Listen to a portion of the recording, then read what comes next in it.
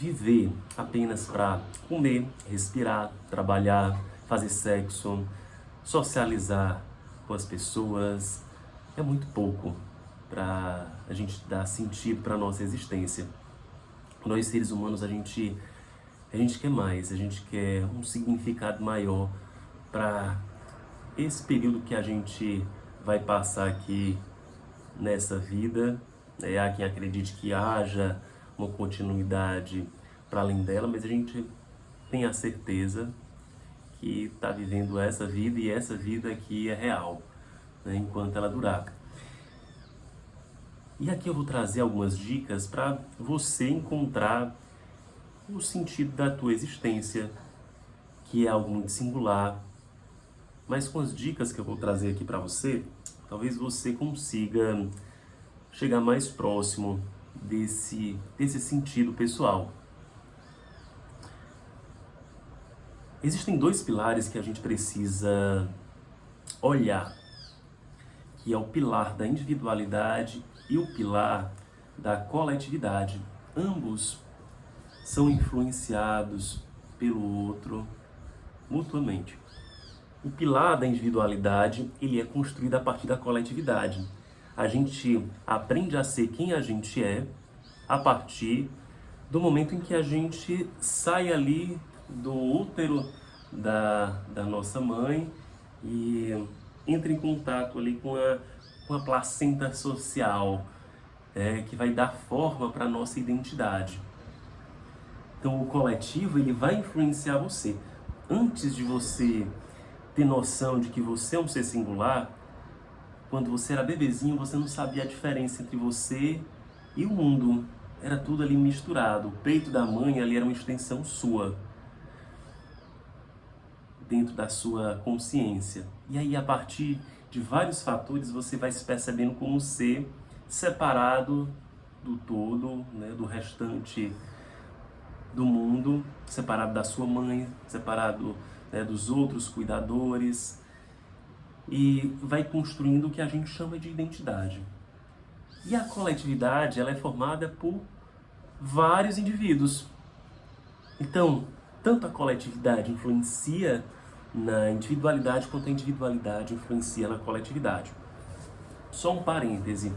Eu estou gravando esse vídeo aqui para você, não é um vídeo que eu vá publicar, né, nas redes sociais mais comuns. Talvez publique no YouTube, né, que permite vídeos mais longos, mas eu sei que infelizmente as mídias sociais, as redes sociais, elas foram feitas para a gente fazer conteúdos muito superficiais. Eu quero trazer para você um conteúdo mais profundo. Fechando parêntese. Então, existe o pilar da individualidade e o pilar da coletividade. A gente não pode deixar de considerar esses dois. E aí, qual é a minha sugestão para você? Fortalecer a tua individualidade para que você tenha um corpo forte, no máximo das possibilidades e limites que ele pode ter, uma mente afiada, para que você consiga compreender, raciocinar esse mundo externo e esse mundo interno, e um aparato emocional muito bem cuidado, muito bem regulado, para que você consiga diminuir, né, o neuroticismo, né, tanto na tua relação contigo mesmo, como na tua relação com o mundo, e um cuidado com a espiritualidade, que nesse caso aqui não é religioso, mas no sentido de você dar um significado para a tua vida aqui, independente da crença de Deus ou não. É importante que a gente tenha um objetivo, né, nessa vida. Esse objetivo não precisa ser algo grandioso. Às vezes pode ser até cuidar de uma família, pode ser executar um bom trabalho. Pilar da individualidade. É importante que você cuide do seu físico.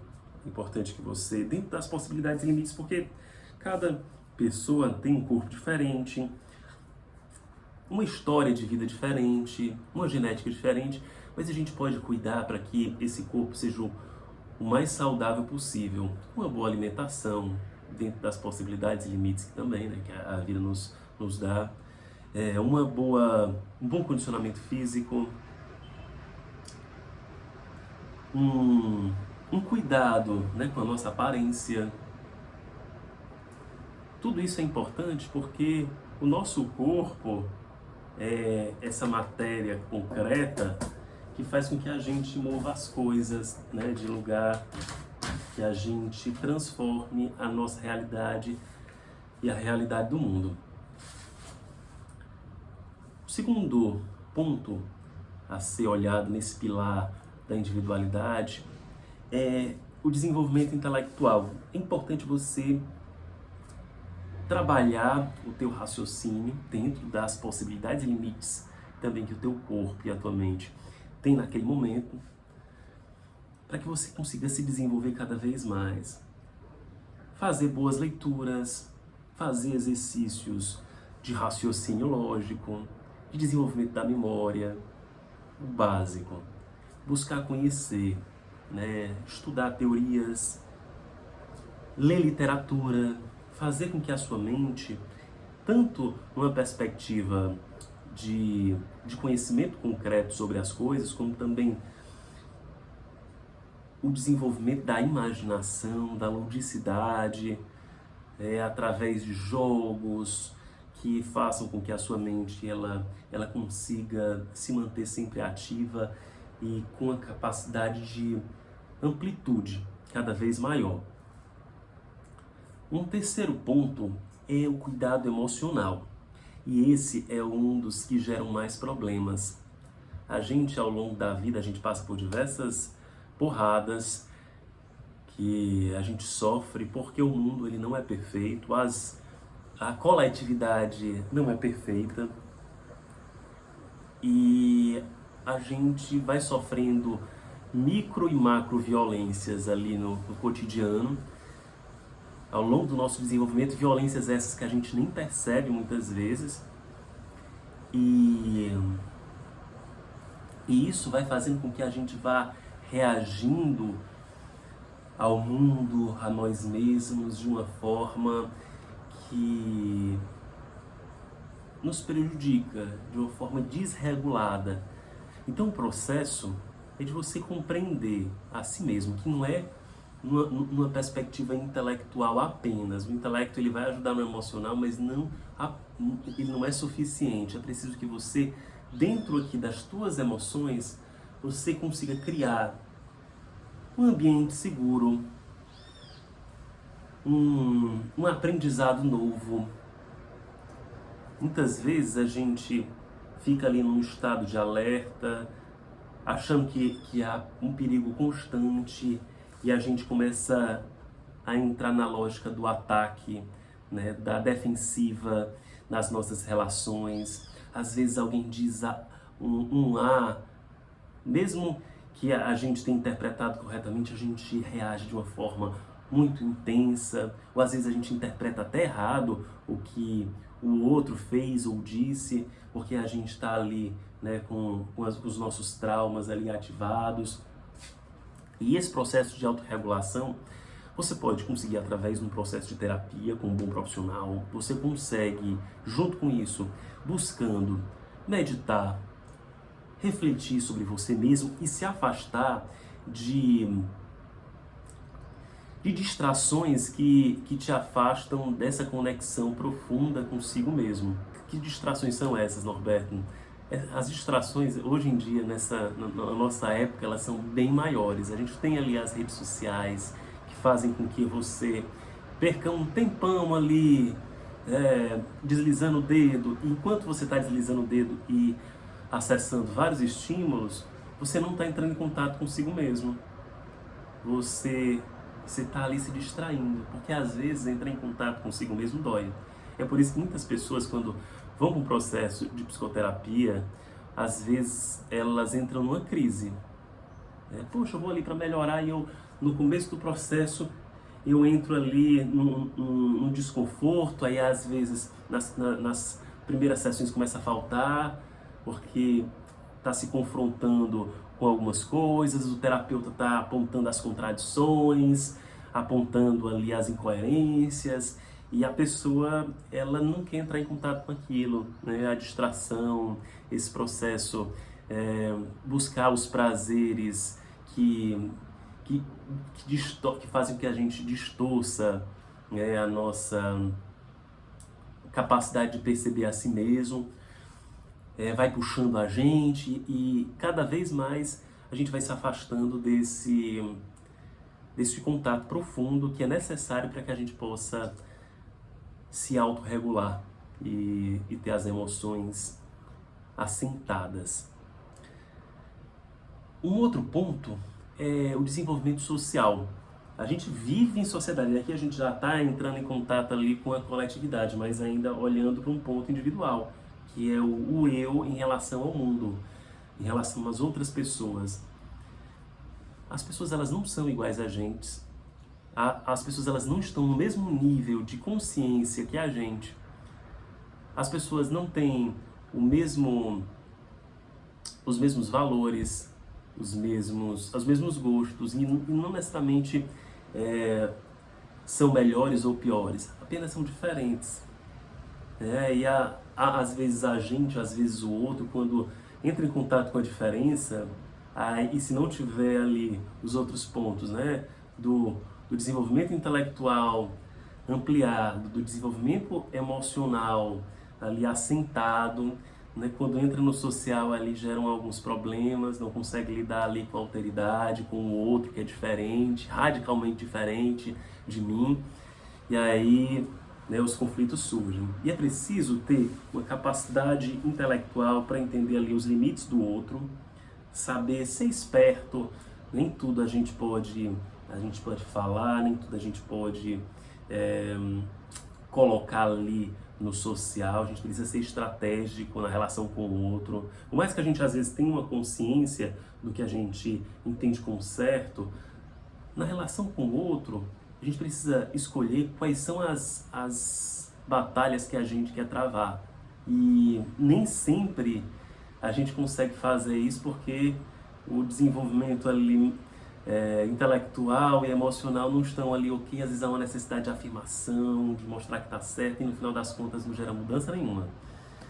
E o outro é o desenvolvimento espiritual, que aqui, como eu falei no começo, não tem a ver com um processo religioso necessariamente, porque tem gente que pode até encontrar dentro de um escopo religioso uma conexão, né, um sentido para a sua existência.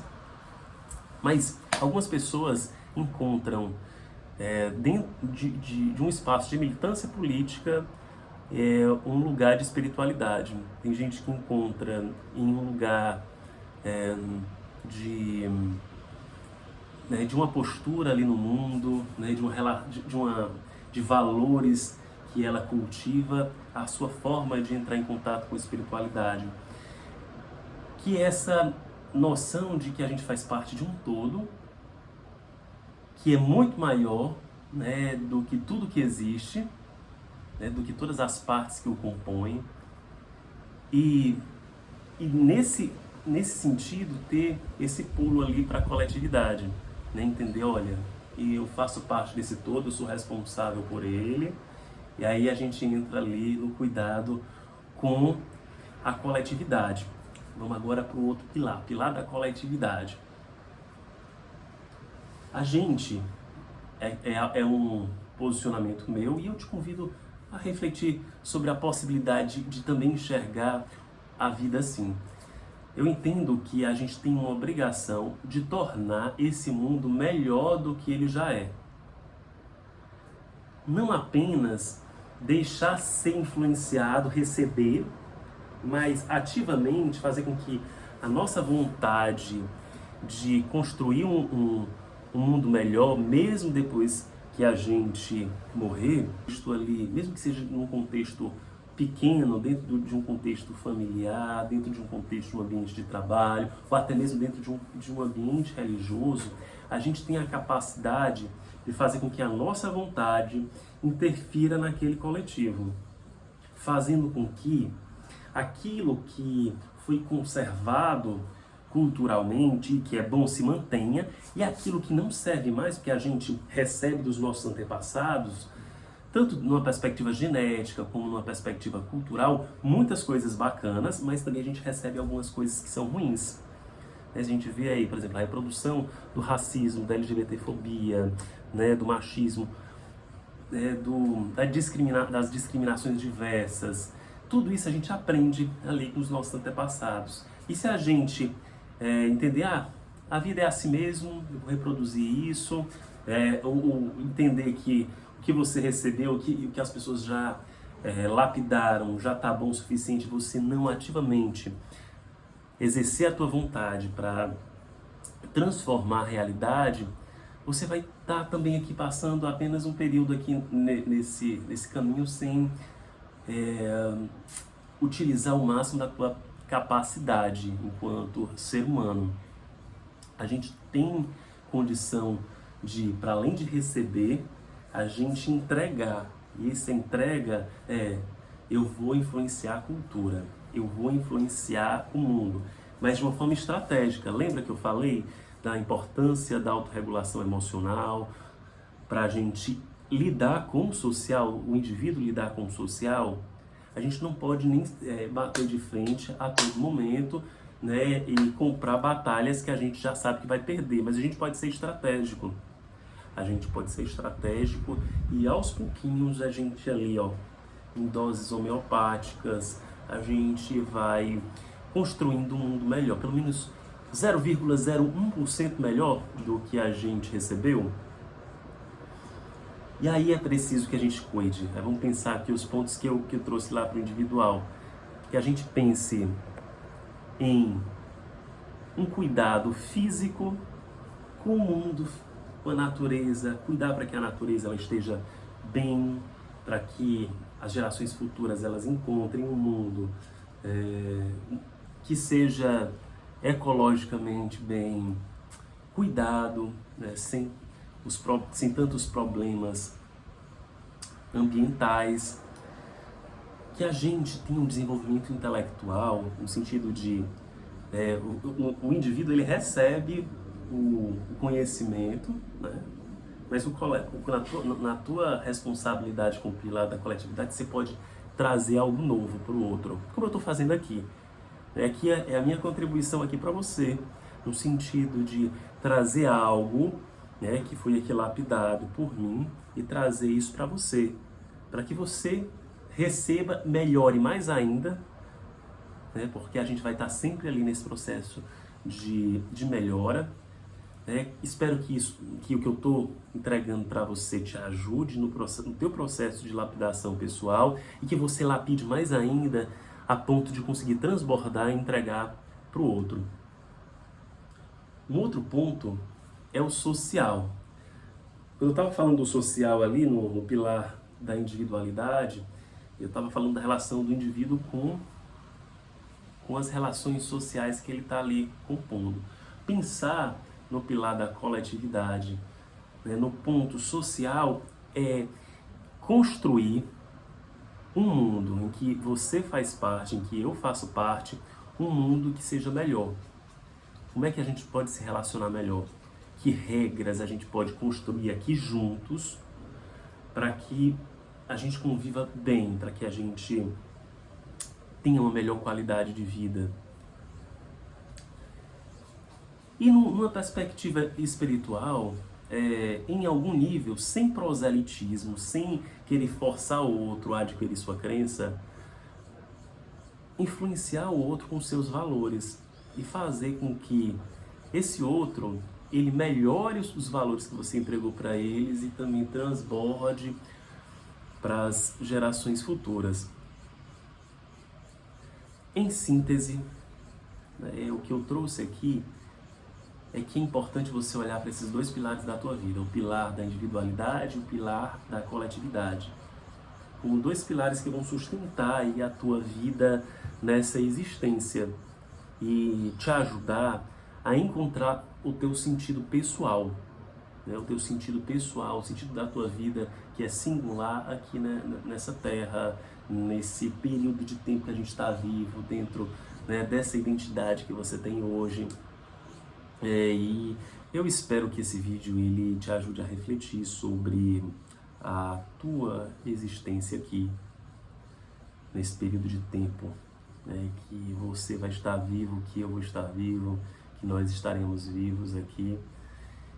Reflita sobre aqueles que virão aí mais na frente e que isso te ajude a encontrar o sentido da tua vida em uma que é singular, que é particular, que é só teu, mas que envolve tanto o pilar da individualidade quanto o pilar da coletividade.